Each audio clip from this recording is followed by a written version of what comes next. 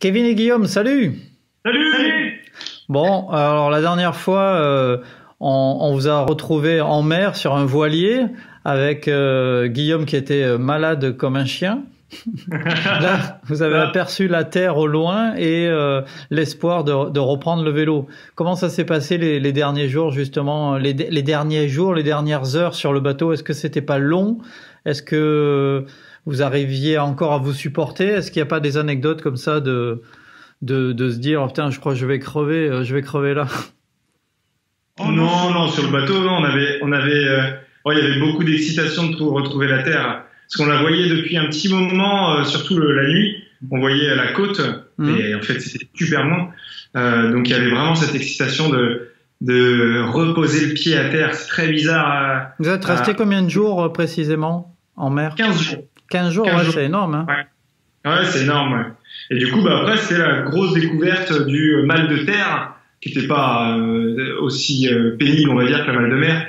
Mais on se retrouvait à de nombreuses reprises dans des endroits, dans des couloirs assez étroits, avec ce corps ce cerveau, je ne sais pas ce qui se passe, mais il y avait le mal de terre, donc c'était assez rigolo comme expérience sur 2-3 jours. Ouais. Et après, c'est parti, quoi. On est reparti sur un nouveau continent, de nouvelles couleurs, une nouvelle culture, la nourriture qui change. Enfin, ça faisait vraiment du bien aussi de voir de la verdure, des fruits divers et variés. On l'avait évoqué la semaine dernière un peu en teasing comme ça, où tu disais que c'était fou le verre qui était omniprésent. On voyait du verre de partout. Donc, on rappelle, vous débarquez au Brésil. Vous êtes dans quelle ville précisément? Mais à Recife. À Recife, voilà, c'est ça ce qu'on avait évoqué. Et est-ce qu'il y a une spécialité? C'est pas une ville qu'on connaît tellement. On connaît les grandes capitales du Brésil. Recife, pourquoi cette ville? Je suppose que c'est le capitaine du bateau qui l'a choisi, mais... Oui, c'est ça. C'est surtout parce qu'on devait retourner sur Terre. Parce que normalement, on devait être à Rio en bateau.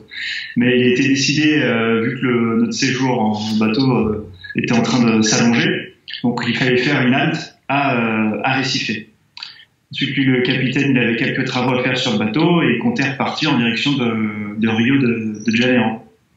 Et nous, on a pris un avion pour rejoindre Rio, parce que du coup le temps passe, et il y a notre mère qui, elle, avait pris un billet d'avion pour passer un peu de temps avec nous à Rio.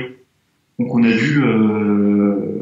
dû faire rapide pour pouvoir revoir notre maman et passer quelques journées ensemble. Donc c'était. Est-ce que ça a été émouvant?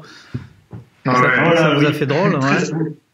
Ouais, forcément, ça faisait en gros 8 mois en gros qu'on l'avait pas vu, et le départ pour beaucoup de proches a été un peu brutal parce qu'en fait on n'a jamais le temps de dire au revoir vraiment, et du coup il était important de passer du temps notamment avec notre mère, et c'était une grande découverte pour elle. Elle a jamais vu l'Amérique du Sud, le Brésil et Rio, quoi. Je veux dire, c'était quelque chose. Elle était hyper motivée à nous emmener à droite, à gauche, alors que nous, normalement, on aime bien se reposer dans des moments comme ça. On est ressorti crevé. Elle est restée une semaine, elle nous a épuisés. En plus, c'est une grande sportive, notre mère. Donc, on a fait beaucoup de marches. On était épuisés et en même temps tellement heureux d'avoir passé. Et puis j'imagine qu'avec votre mère, vous étiez dans des hôtels un peu plus luxueux que les gargotes où vous alliez d'habitude, non? On était plus. Ah oui. On était plus en tente. Là, dans Rio, on pouvait pas se permettre d'aller dans un camping. Non, on s'est autorisé à louer un petit appartement, mais ça restait modeste. Oui, ça restait modeste, oui, parce que ça coûte cher, alors, la vie. Enfin, la vie de touriste. La vie de touriste, ça coûte cher. Ouais, c'est clair. Donc, on s'est permis ça, mais c'était pas non plus.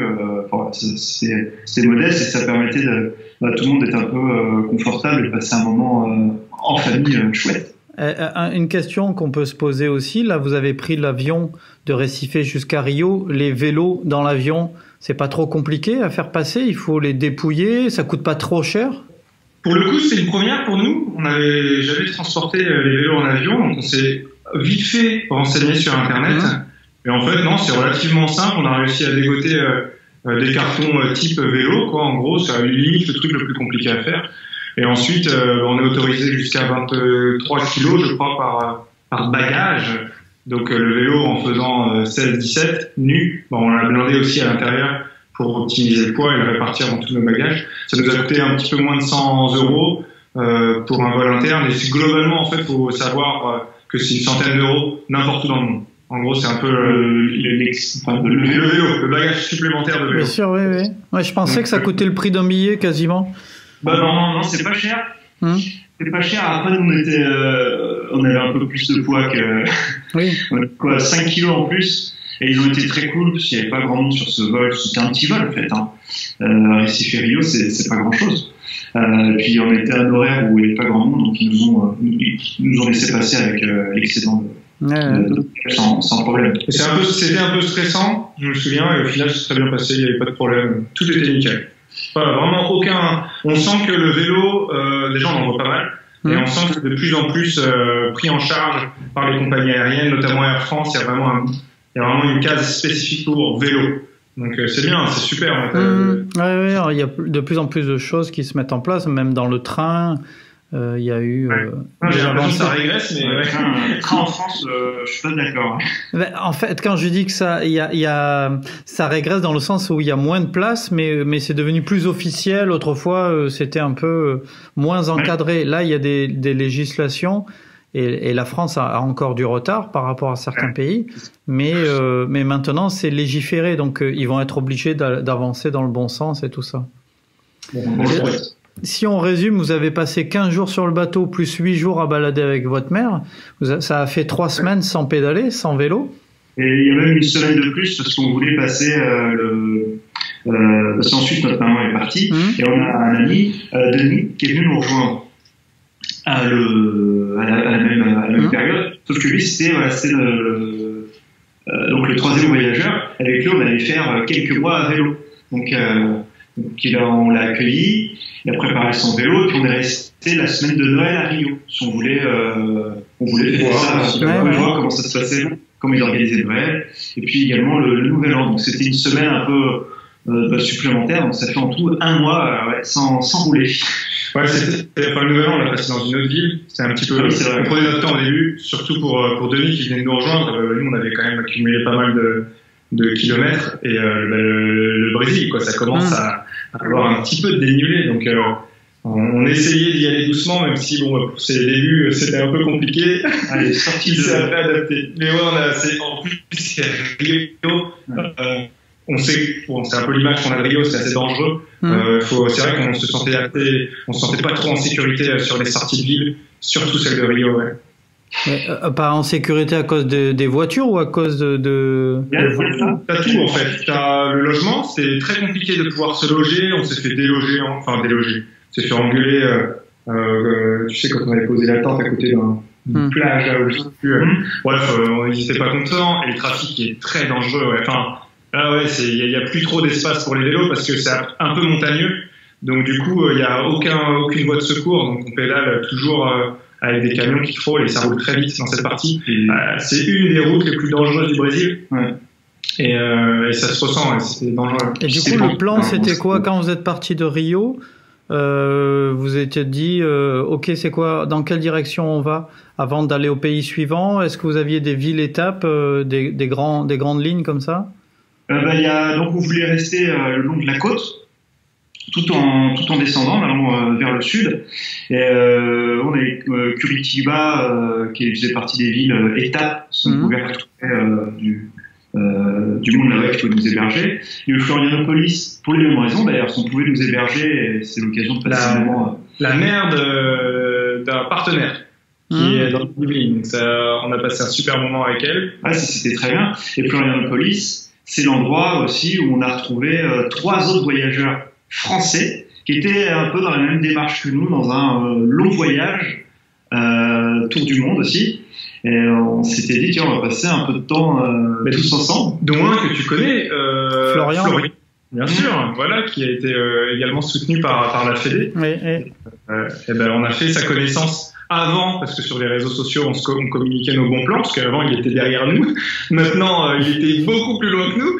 Mais du coup, on a eu cette rencontre officielle entre Florian, tour du mondiste, Anatole et Martin, des amis qui sont partis également des Yvelines, qui voulait aussi entreprendre un tour du monde à vélo. Plein d'histoires. Voilà. Et du coup, quand vous rencontrez d'autres aventuriers comme ça, vous vous dites on fait un petit bout ensemble. Ouais, on était partis pour faire une semaine. Il y a donc Anatole et Martin, ils voulaient aller voir un canyon Italien-Bisano. Italien-Bisano. Ouais. Donc il fallait s'écarter un peu des plages et il fallait, on avait 1000 mètres de dénivelé pour atteindre ce canyon. Donc on s'est dit, on va très bien, ça nous va, on n'avait pas de contraintes particulières. Puis on était contents d'être avec d'autres voyageurs. Ok, on va faire cette épreuve tous ensemble. Et on est allé donc en haut. C'était dur parce que il y a certains, on est tous tombés un peu malades, indigestion suite à on a mangé un fruit qui n'était pas très bon. Mais on arrive en haut, on profite du moment, on redescend et puis on a continué après ça un petit peu ensemble. Avec Flo. Ouais, c'est ça, c'était avec Flo. Après, on se recroisait par moment parce qu'on avait tous, on était sur la même route. On était plus en sud dans le Brésil et puis les routes elles sont après c'est un peu monotone, très tranquille. Le sud du Brésil c'était vraiment tranquille, de longs paysages. Puis on pouvait vraiment, pour le coup, camper où on voulait. C'était plat, c'est bien. Ça faisait du bien, c'était très reposant. Mais on imagine plutôt de la jungle pour le Brésil, non? C'est ça? Ou alors il y a des plaines aussi? Ouais, un petit peu quand, au niveau de Rio, mais plus on descendait, plus ça ressemblait à des campagnes comme on pensait en France. Ouais. Mais c'est tout ce qui est jungle, c'est au nord, et ça c'est. Moi je l'ai pas vu. Enfin, non, pas au Brésil en tout cas. Tout ce qui est jungle, on a vu très très peu. Ouais. D'accord. Et le Brésil. Oui, et le Brésil du coup, là, c'est un pays qui vous a pris combien de temps finalement à traverser? Un mois. Un mois? Enfin, un mois de vélo. Un mois de plus. Plus le mois un peu de repos, donc. On est sur 2 mois. 2 mois. Ouais. 2 mois, ouais, quand même. Et en 2 mois, et entre le nord et le sud, est-ce qu'il y a une différence énorme de paysage, de population? Alors, tout au nord, c'est vraiment la jungle. Nous, on était sur la fin de la jungle, en tout cas de la forêt dense. Après, on était sur la côte, donc elle était beaucoup moins visible. Et plus on descendait, après, on arrive dans un lago des Patos. C'est un énorme lac, très allongé. Et là, oui, il y a eu un gros changement, beaucoup plus désertique, végétation presque inexistante, en tout cas les arbres, les forêts. C'est que des pins, beaucoup de champs, très plats. Des pins aussi. Et il y a ce côté aussi, oui, il y a des pins, c'est impressionnant, beaucoup d'eucalyptus également. Et il y avait aussi toute la côte, on a fait on a longé beaucoup le littoral, on a même fait 40 km dans le sable, c'est une épreuve. On le refera plus parce qu'on pensait que ça allait être un peu dur, mais au final pas du tout et on a pas fait. Enfin, on est arrivé au bout d'un moment où on s'est dit bon, vas-y, on continue.